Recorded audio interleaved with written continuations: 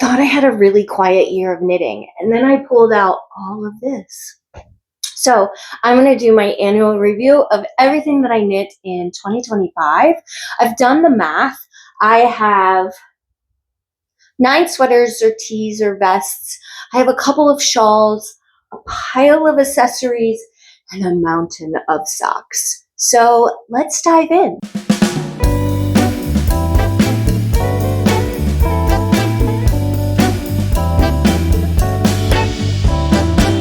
Welcome back, friends. Welcome to any new viewers. My name is Melissa. I'm the dyer behind Rising Tide Fiber Company. So let's dive into what I call the heavy hitters, and that is the sweaters, tees, and vests that I did this year. First up is the Metamorphic by Andrea Mallory. This is a sweater I actually started in, I believe, 2024. It may have been 2023. But I definitely finished it in 2025. When I picked that back up as a whip, I had done the body of the sweater. I had done part of a sleeve. I just needed to finish the sleeve and do the other one. And so I did finish this early on in 2025, but it was, I want to say, after the winter season. So though it's been blocked, I have not woven in my ends. Now, this is a DK weight sweater, circular yoke, knit from top down. I used Rising Tide Calvert DK, which is 100% superwash merino. And then instead of Spin Cycle, I used Entropy DK by Feederbrook Farms. And both colors were called Dark Matter, I think. And I chose to do my Metamorphic in colorways that were more monochromatic versus contrasting colors. It is January. I suspect I will weave in the ends to this in the next week or two so that I can actually wear it. Next up is another classic sweater design, and this one is by Petite Knit, and it is the Anchor sweater. I'm a big fan of the anchor pattern in general. I find it very forgiving, particularly for beginner knitters who are just learning basic sweater construction. This is another circular yoke sweater that has this really beautiful, simple ribbing detail at the top, and it's straight stockinette in the bottom. Now, it is designed, I believe, in a DK weight, and I chose to do mine in a fingering, but hold it with a Surrey alpaca strand to get that DK weight strand. Again, this is one that I need to weave in the ends. I'm certain that I blocked it, but I haven't woven in my ends. This would be really cozy in the next month or two to wear. So again, I suspect that I'll get those ends woven in the next week or two and actually wear it. The next sweater is the Metropolitan by Tori Yu. This is another really what I consider clean, classic lines of a sweater. I want to say I did this in March of last year. And again, this is a sweater that I held a fingering weight with a Surrey alpaca to get a really beautiful halo. I did this in a charity colorway that I did with some fellow dyers. And again, it's been blocked. It does have a few random ends at the bottom that need to be woven in. Again, it's another like really cuddly sweater that I can see myself wearing in the next few months. Now, this one does have this really delicate raglan line with eyelets. I thought it was a really beautiful detail. Tori is really good about designing sweater patterns that have simple but elegant like design features, and her construction is just really beautiful. This one has eyelets at the shoulders as well. I want to say this was, I'll put it on the screen because I don't remember, but I believe it's a compound raglan. I could be wrong.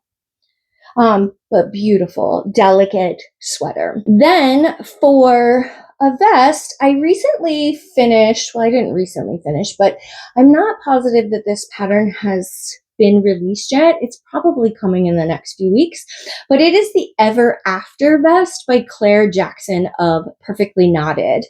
And this was one that we needed a worsted weight yarn, and I chose to use a DK weight, and again, held a skein of Surrey alpaca with it.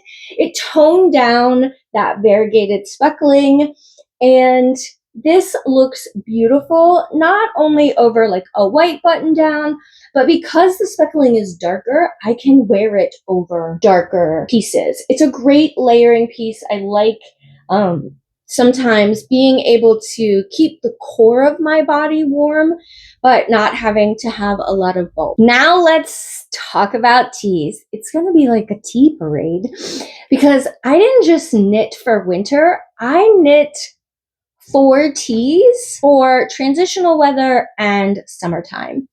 So one of the first ones that I knit is the Magna Flora by Elisa Harcel. I knit this using Sandusgarn Lean in the DK weight, and I love this. I did block it again, but I just have 3 or 4 ends that I need to weave in. I finished this towards the end of summer, so I never wore it during that transition from summer to fall. One of my goals is obviously to be better at weaving in ends. I will say that I weave in ends after I block, because if I've knotted anything, I don't want any puckering in my garment as yarn like expands and breathes. I did the Bonfire tee. This is a tee pattern that came out a few years ago. It's designed by Samantha Guerin. She's one of my favorite designers. You'll see that here. I chose to do mine in a cotton wool fingering. With Rising Tide yarn, I have a 50% cotton, 50% wool blend in DK and fingering. This is a fingering weight sweater. I chose 2 bright poppy colors. I love orange and pink together. This was super easy to knit. It came off the needles beautifully. I wear it all the time. I think combining wool and cotton together makes any garment more versatile, because in warmer weather, the wool will wick sweat and the cotton helps keep you cool. And it doesn't feel like oppressively heavy because it's not 100% cotton. I did the Getty tee by Tanis Lavelli of Tanis Fiber Arts. And this was one of my, I want to say, spring knitting plans. It was one of the sweaters that I really, really wanted to get done. And so I had crocheted 4 granny squares using different colorways of my Rising Tide Fiber Company that are inspired by my 4 Boston Terriers. As you can see, they worked up beautifully together. They almost look as if they were one yarn. And then for the body, and that's DK weight. And for the body, I opted to use instead of a DK weight, I opted to use 2 strands of fingering held together. And so I got the DK weight gauge, but by using 2 strands of fingering, it actually allows the garment to move a little bit flowier than a traditional DK weight would have.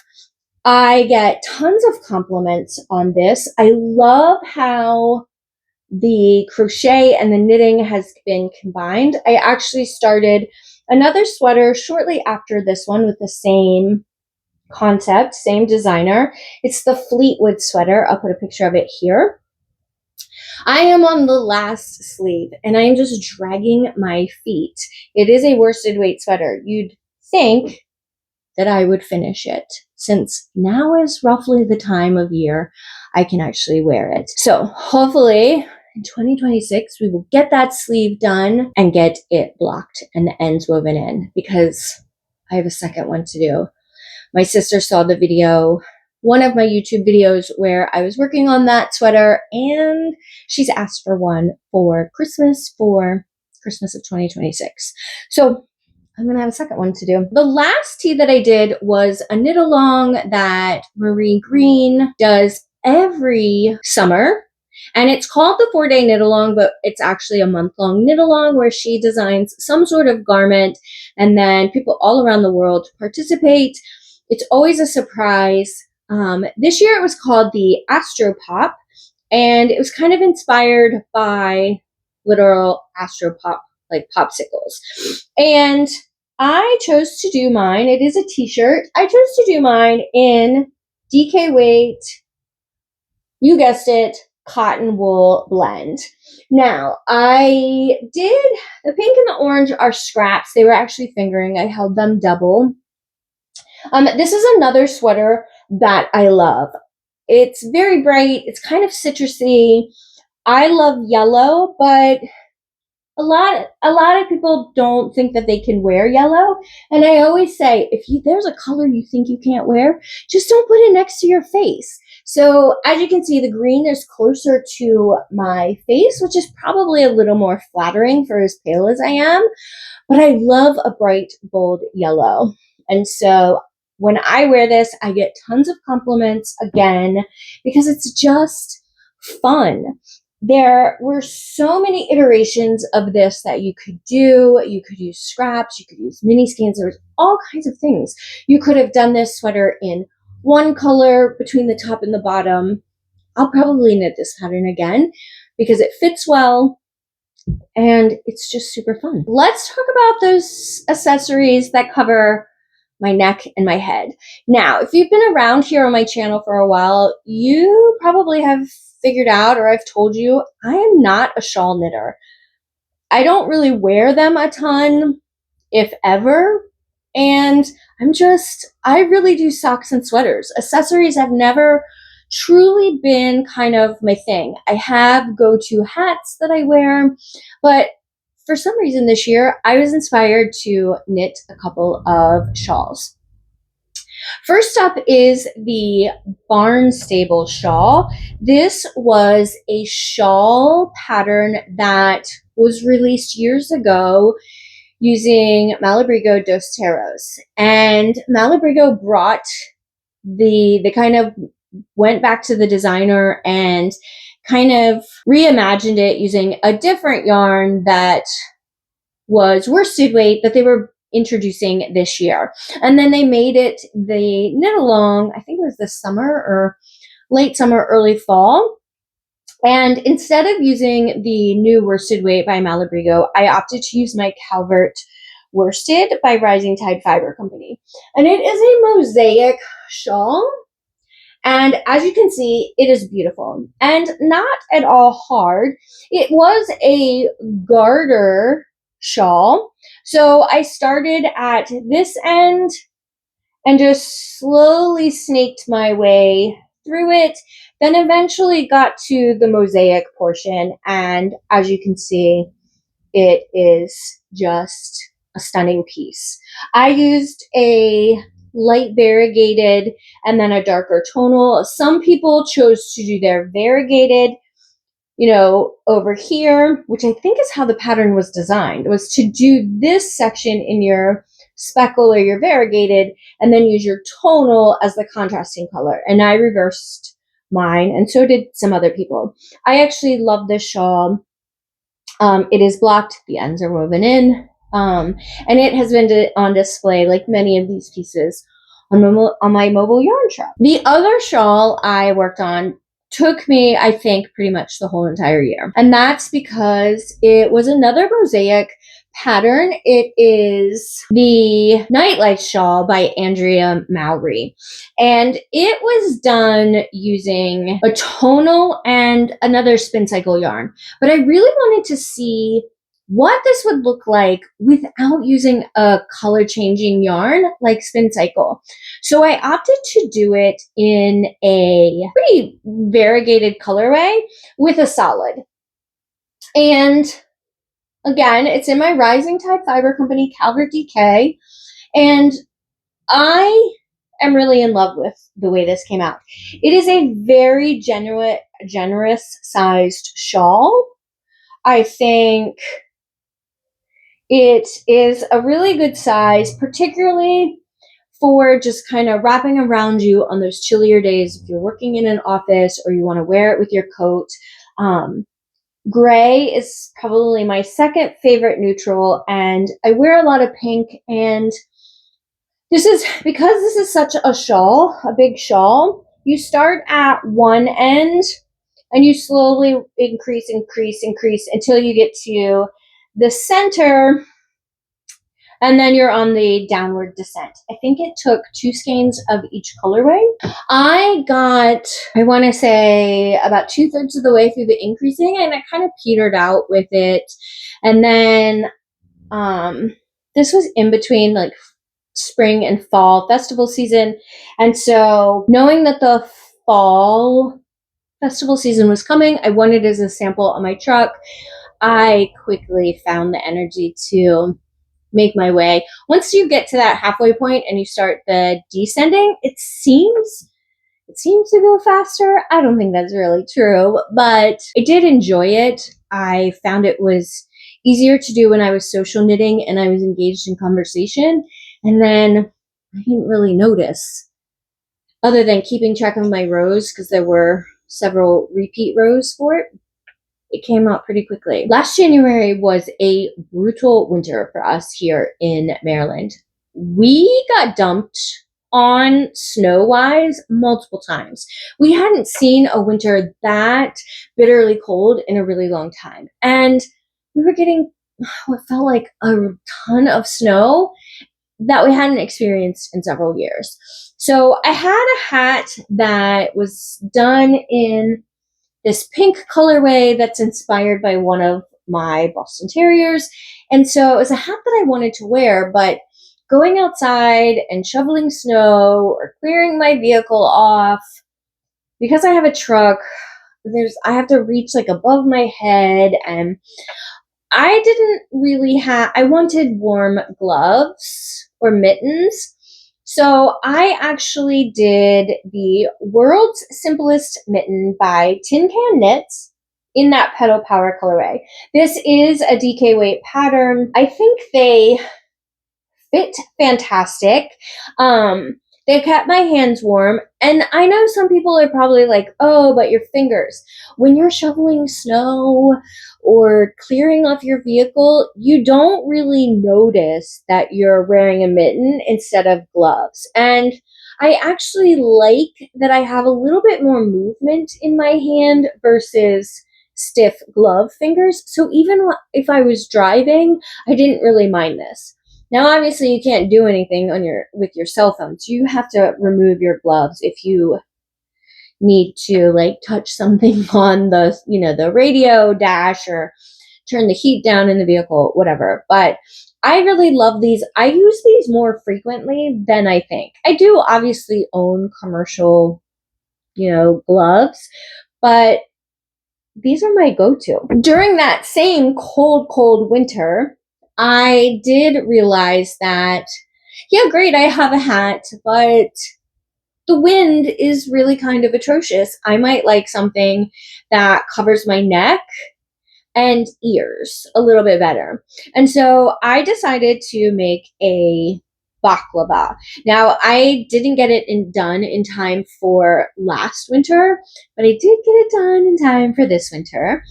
I haven't woven in the ends, but I did the Ripple Baklava by Jessie Made Designs, and I actually really love this.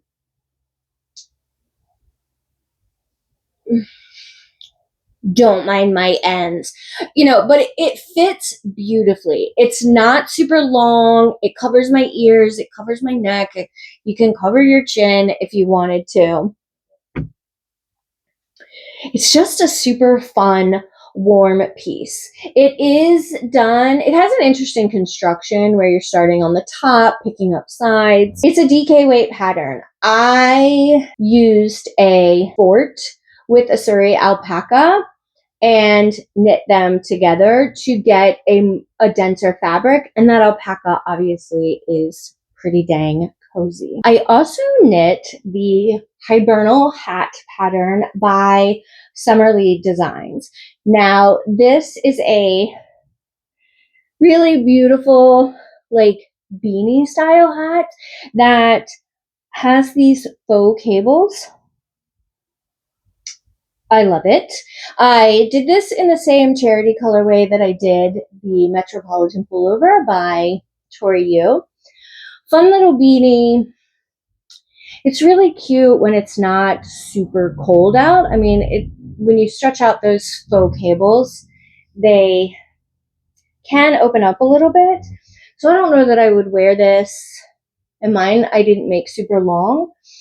So I don't know that I would wear it on a blistery cold day.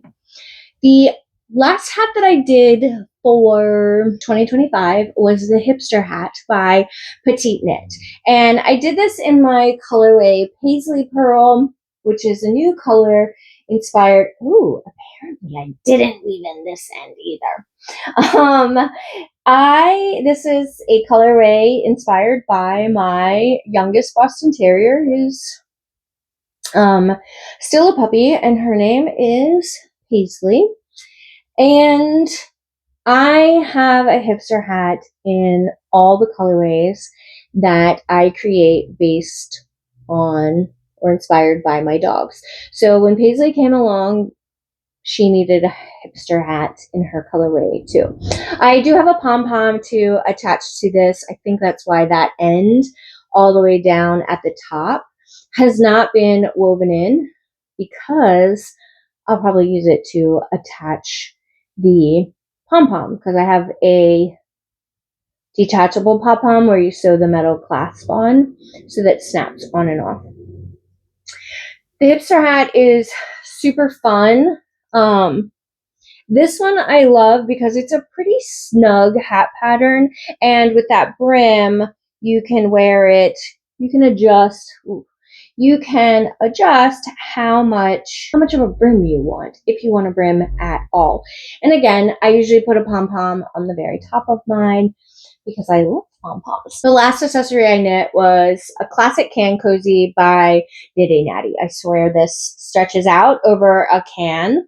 So a can of sparkling water, a can of soda, and I used leftover sock yarn. And this was for a challenge. We had to knit with something pink during a particular month. I want to say October. And it was for Pigskin Party. It was a challenge to earn imaginary internet points in an imaginary competition for my team. So I use this periodically, not a ton, but it comes in handy. I did knit 2 cowls as part of my accessories.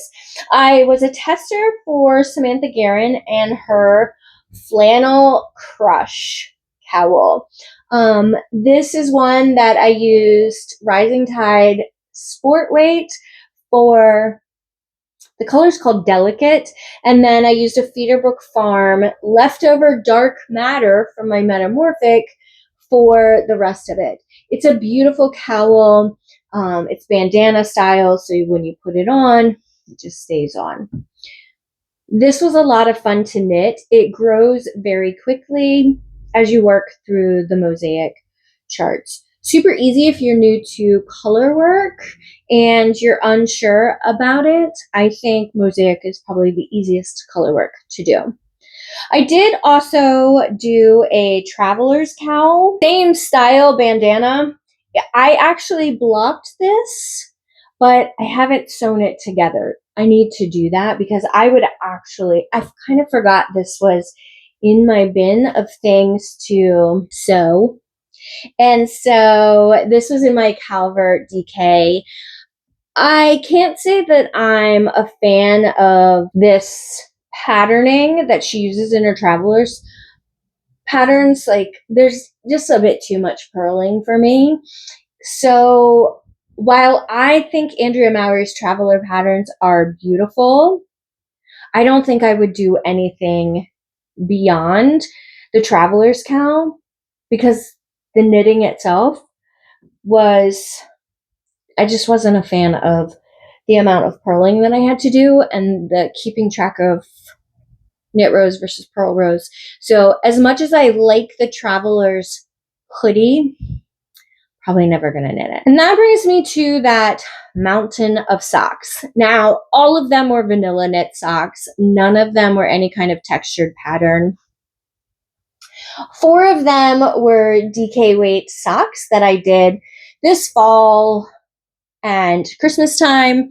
And then I had three additional pairs during Advent season that I did. The rest of them are all just fingering weight socks. I'm not going to go through them one by one, but clearly my go-to knitting is socks. There are 19 pairs here, 4 of which are DK weight and everything else is fingering weight. So 19 socks is more than 1 pair a month. If I really work hard, I can get a pair done in a week if that's the only knitting that I do. But obviously from all the garments, that's not really what I always do. But I do find socks really portable.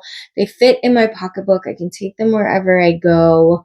And they're kind of inconspicuous when you're kind of sitting and waiting. And sometimes in a waiting room, I like to read at the same time as I knit. So this way I'm not spreading out and taking over waiting rooms as I wait.